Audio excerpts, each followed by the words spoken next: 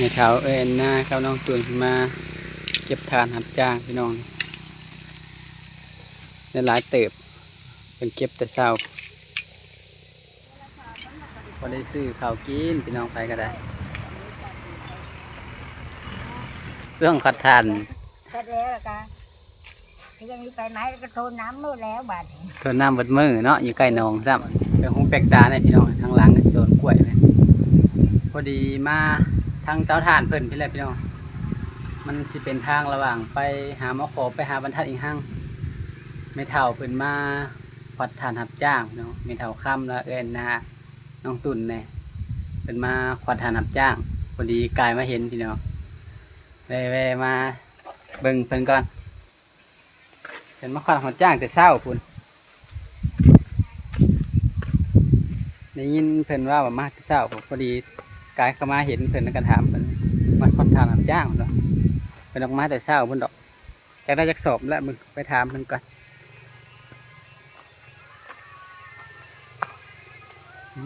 บรรยากาศกันสีลมๆเหมือนอีกเนาะทานบ่เก่งจนบ่กล้าขัดยันมันยากมันลมมันมีไผ่มีอย่างมันปิวอันนี้เพิ่นอยู่ทางพี่ทางหน้าทางเมทัลสีกันฟันเนี่ยเนาะกะหรี่เอาปัดทายหน้าลังปัดเลยสบายดีเด้อหน้าสบายดีด้วยเมทัลเด้อโดยสบายดีมาเก็บทานหับจ้างว่าไม่เท่าโดยรับจ้างให้ทานหับจ้างให้ทาน มาแต่เช้าคุณว่า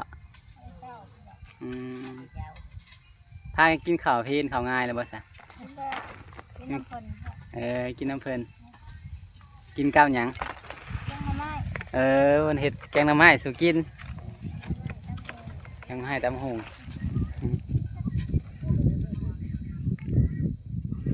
ได้จักสอบแล้วได้ปวดจักสอบแล้วได้ปวด10 สอบ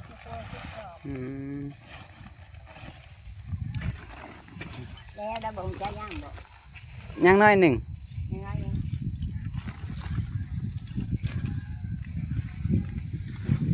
ถ้าเอาถ่านไปใส่แล้วกัน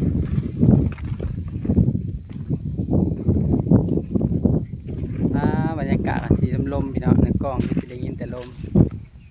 มีกระทานเปิดก้อนบักใหญ่นี่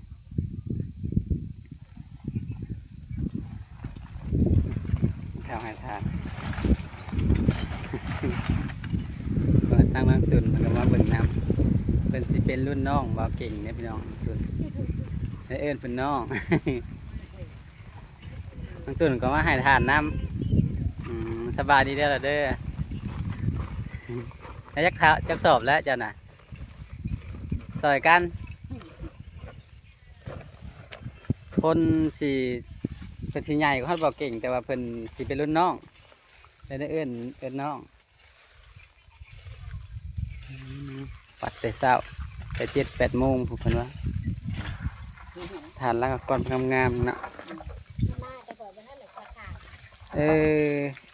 แต่เจ้าของทานท่านในขวัดซ้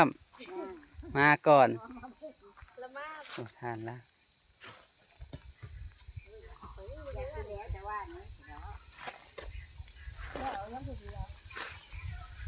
มันยากนะฮะยังบกกล้าคว้าผู้เดียวพายยังเต็มอยู่มันลมมันเก็บทั้งฮดทั้งอย่างนั้นบทันมันแล้วไงได้ถมไปน้ำเนาะมันพายบทันนักขันอีขวัดเลยหน้าว่าบ่แล้วกับมืออื่น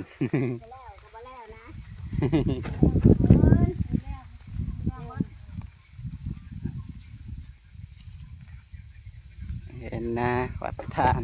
เป็นมาเก็บทานหับจ้างทานเป็นนั่นแล้วเป็นก็เลยมีโอกาสว่างนั้นมาเก็บทานเป็นใกล้แคมทางนะพี่น้องเนี่ยพอดีกายมาแนมเข้ามาก็เห็นเนาะแล้วบ่ จะดำหน้าคือ ยังแบบว่ายังน้อยหนึ่งให้เพิ่นดำแต่ว่าก้ามันบ่ถึงแล้วมันเลิกเพิ่นก็เลยหยุดคือสิแม่นท่าคาดหายใหม่พุ่นแหละมันแรงพุ่นแหละเห็นเป็นขึ้นไปวังหนึ่งนี่แหละวังเฮามานี่เห็นเขาปะนาง ตาดี ก้าสั่นโพด เฮ้ยมันน้ำลึกเลยแกได้น้ำลึก แม่มันบ่อนควายแมบได้เป็นหลุมนี่เหลือง บอลกล้วยหมอนเลิกขนาดนั้น มัน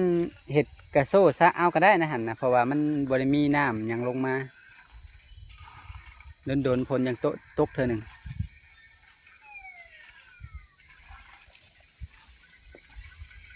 ผ่านไป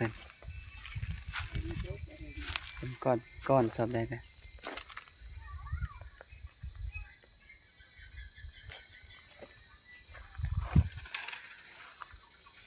ใส่นาทานน้ำ ก็มาดิ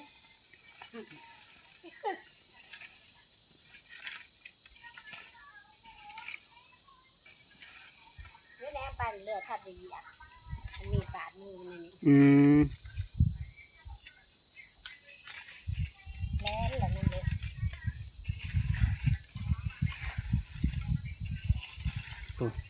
กวาดเราก็ได้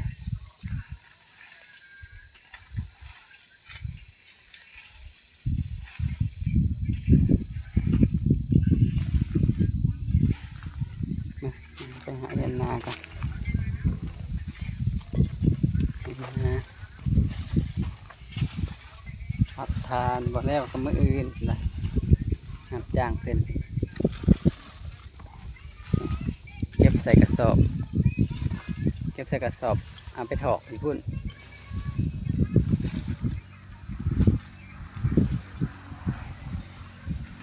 มักม่วงก็ห้องบ่เป็นเนาะปีเนาะผู้บ่มีปีนี้เนาะแต่เก่าคือหลายแท้เห็นดำหมากผลบ่ดีปานใดม่วงก็บ่มีเราถมไปนำค่ะเพราะว่ามันเกิดภัยมันหยาน้ำภัยเราหดน้ำนั้นเตรียมเม็ดกองใหม่ไปนำน่ะ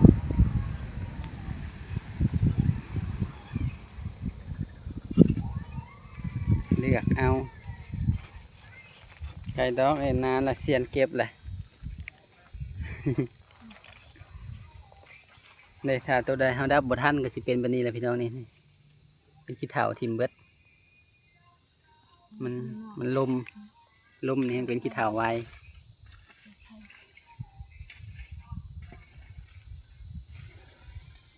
แล้วตีนถือผ้าเขาก็ขึ้นเห็น ฮะ แล้วตีนถือผ้า บ่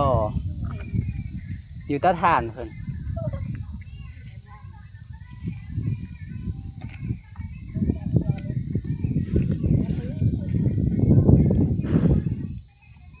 ปัดขัดได้เอ็นนาเห็ดโอ้ยกระสร้างดอกฮดเลิศ อยู่น้ำควันอยู่คุมือ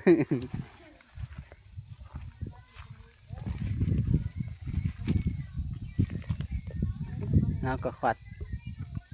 ถูเดียวบ่ไหว้แล้วก็ได้มันจ้างน้ำแน่มันบ่แมันง่ายพี่น้องขวัดเพื่อสิแล้วเบิ่น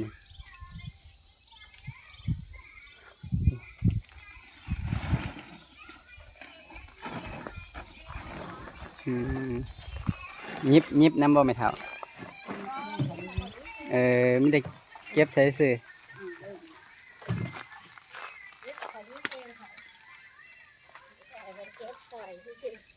เก็บซอยตัวหนาทานเนาะก้อนใหญ่ๆ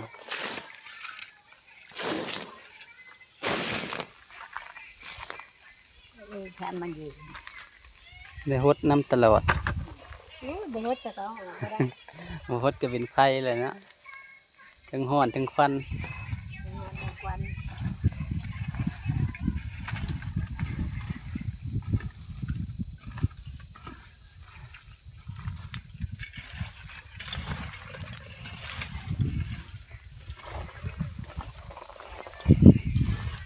เอาเพิ่มไปชงบักทงนั่งไปหน้าแต่เดิน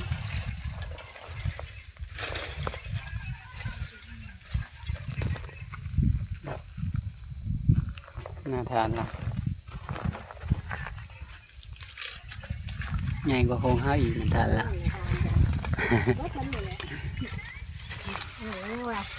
มะขาวเขามากินก่อนนะหาที่โลกได้มะขาว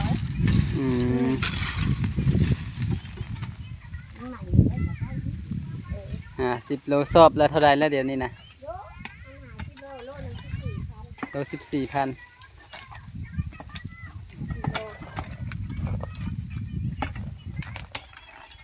านเขาจะเอามะขาวได้ถึงกินแล้วมะขาวมาเก็บทานไหนนิด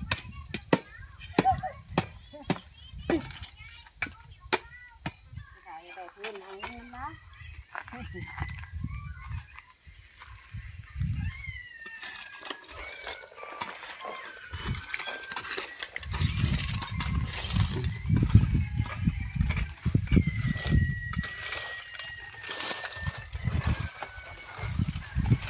เรียนหนาให้พร้อมให้เขาเห็นเรียนไว้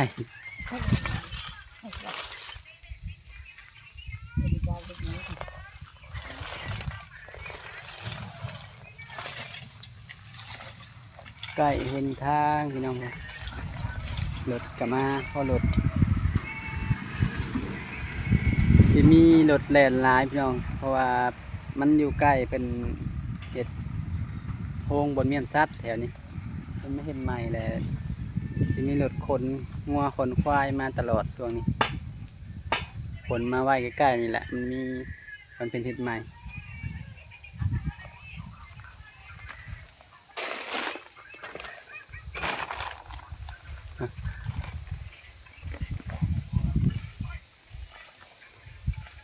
เนี่ยหน้าก็งมๆอยู่พังนะเพิ่นเก็บแล้วเพิ่นเอามาถอกอยู่พี่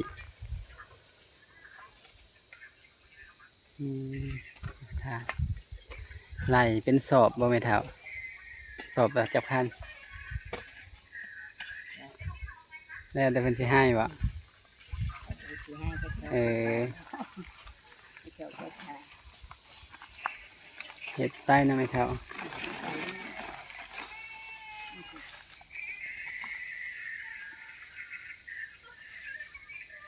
ม่ได้ใหม่ได้ไหมเขา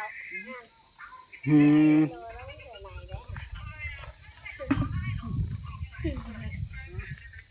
ได้กับเจ้าหน้า ไปซ่อนต่อหน้าแม่เฒ่าของให้พร้อมใส่หน้าทานให้พร้อมกะสิยิบง่ายเนี่ยเพราะว่าหน้ามันยาวมันมีหน้าทานยาวมันให้ยิบเป็นกองไว้ได้เลยเท่านั้นจังหวะของเพิ่นมาหัดจ้างแถวกันถ้าเพิ่นได้พื้นพุ่นละเราก็เพื่อสิหาได้พื้นก็ได้เพื่อสิหาพื้นได้รถหนึ่งตัวใหญ่ก็เอาบ่ได้ซ้ำพันได้แต่เครือได้ซื้อเพิ่นเท่าแล้วก็ได้ เขาได้หาที่จอบกันก็คือว่า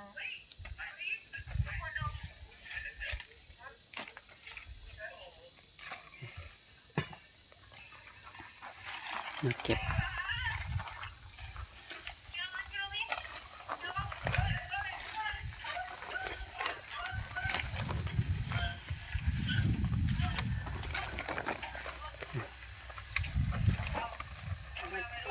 ก็อยากควัดไงก็อยากให้ไงตัวเดียว ยังอยากยิบเนาะยังอยากให้ยังอยากขวัดอยากสิอันแต่ละขวัดเป้านั่นหนึ่งก็บ่ได้เลยล้มถึงนั่นหนึ่งก็เป็นไพ่ขึ้น อันนั้นควัดเล็กๆหน่อยแบบคุณนั่นมาขอซื้อจอบนึงนี่นะคุณนี่มาขอซื้อจอบนึงเจ้าเพิ่งว่าจะไม่ได้ใช้ดูแลเขา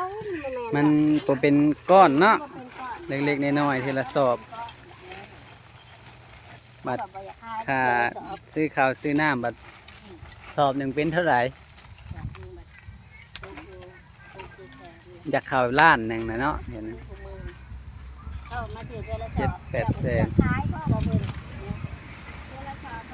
พอได้ซื้อข้าวกินพี่น้องไปก็ได้น้องก็เฮ็ดผู้เดียวบ่ไหวก็จ้างน้ำพอได้ซื้อข้าวซื้อน้ำ เอาก็เกือบฮอดล้านแหละเอานั่งน้อยหนึ่งบ่ฮอดล้าน ลานนึงแบบสมุนไพรลานมีบ่บ่ได้มันเจียนได้เท่านี้ สอบผัดทาน1,000 40 5,000บ้านเฮาบ่คืออยู่ทางบ่อนในเมืองนะในเมืองก็สิแพงกันกว่านี้แน่น้อยหนึงเพราะว่าเป็นไปขายต่อเป็นเท่าไรสอบ40,000 40,000ยังไง ซาวเป็นซาวสอบ เป็นขึ้นซาวสอบจึงได้ข่าวสอบหนึ่งก็ค่าน้ำมันค่าพื้นค่ารถเนาะ เออ ค่าแห้งพอดีเบิดนี่น้ำมันกระแพง ผมมีน้ำมันจะเราบ่ได้ไป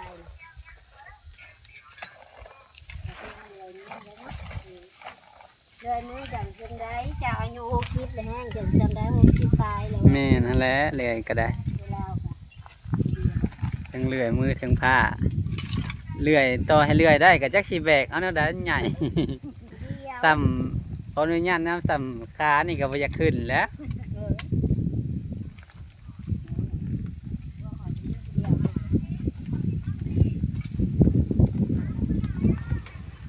เงียบสมอยทางเตาถ่านไม่เท่ามือนี้ เยอะพี่วันนี้พายุกายเข้าไปเห็นแต่ปะนางพอดีขึ้นว่าเด็กแซบนาแล้วมาแล้วบอกไม่เท่าเหมือนถามเขานะไม่เท่ามาบอกฮึไม่เท่าใช่ปะไม่เท่าข้ามเลยเป็นไปเก็บถ่านบอกนะเอาไปมาไปไม่ไปเบิ่งแล้วนะเลยขี่รถมาเบิ่ง ว่าเจ้าไปดูให้ดีว่านี่มันหาคนอยู่ให้ได้ อืม พี่เจ้า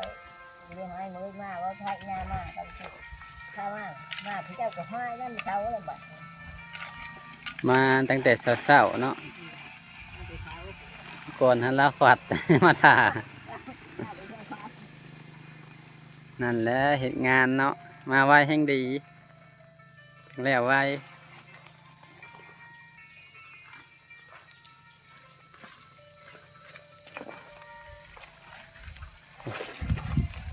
นะเก็บน้ำเปล่าน้ำเอาขัดแล้วเป็นเก็บจนประมีดขี้พุ่น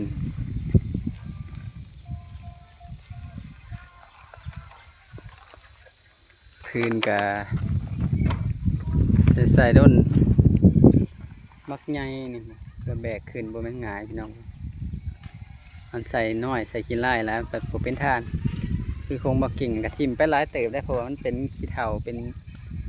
ขี้แกบแบบมันหมุนเบิดเพราะว่าเป็นไม้เก็บเอาตามธรรมชาติเป็นจูดแล้วมันไม้ดอกๆในไม้ใหม่ในมาจูดมาตัวย่างตัวบ่ต้องตุนเพื่อเก็บซอยไม่เท้ากับเอื้อยนะซอยกันวัดขึ้นได้หลายเติบแล้วก็พากันเก็บ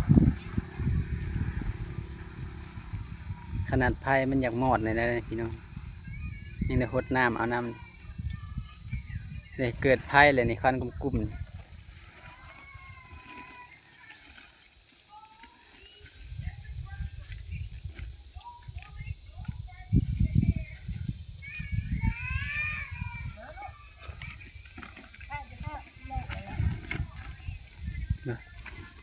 แล้วก็เก็บฐานคนเดียวเมนคล้ายแต่มันบ่แดดเนาะเดี๋ยวล้มเหมือนจักหน้อยหนึ่งแดดกับบด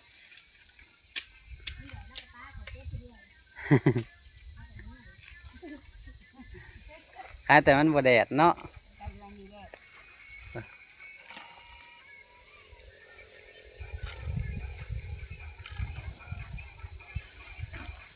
แดดกับแดดบกล้า ประธานไม่เช้าคือ ช่วงขัดทาน ก็แล้วล่ะกันที่ยังนี้ไปไหมแล้วก็โทนน้ำนู่นแล้วบาด ตัวน้ำบดมือเนาะอยู่ใกล้หนองซ้ โทนน้ำไม่มือแล้ว ำเดี๋ยวจะลงน้ำแล้วอยู่คนละพางหนองก็ไม่เท่าจะเห็นแล้วลงน้ แล้วก็มาโทนน้ำแล้ว แล้วเฮาใส่ผ้ากั้งไว้ก็ยังอยู่บ่ได้มันร้อนถึงร้อนในเตาถึงร้อนแดด ก็ฮ้อนดีได้ตัวไปหาตัวน้ำเนี่ย แม่ฮักกับพ่นในกระจักมาแล้วก็บาดหนูเนื้อตาเลือดมันทันดีอ่ะ โอ้ยมีดเป็นไรจุดจวดลูกเพิ่นลงไปจับระบาดซ้ำผู้นอนอยู่อู่โอ้มืออยู่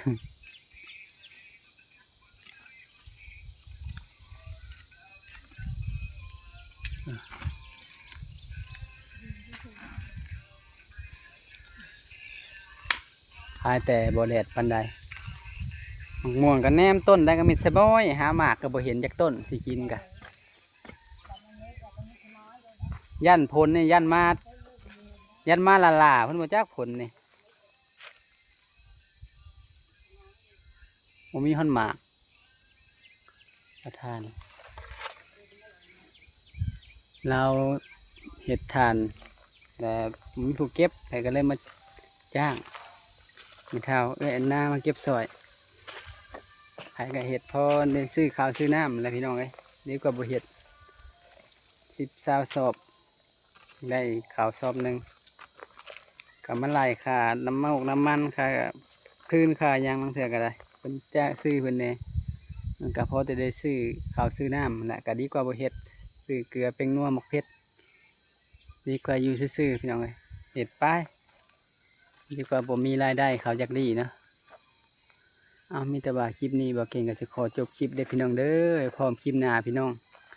ย่างมาหาไม่เท่าพี่น้องมาก็เห็นเป็นเก็บทานอยู่มารับจ้างโดยสำหรับคลิปนี้ขอกล่าวคำว่าสบายดีเด้อพี่น้องเด้อ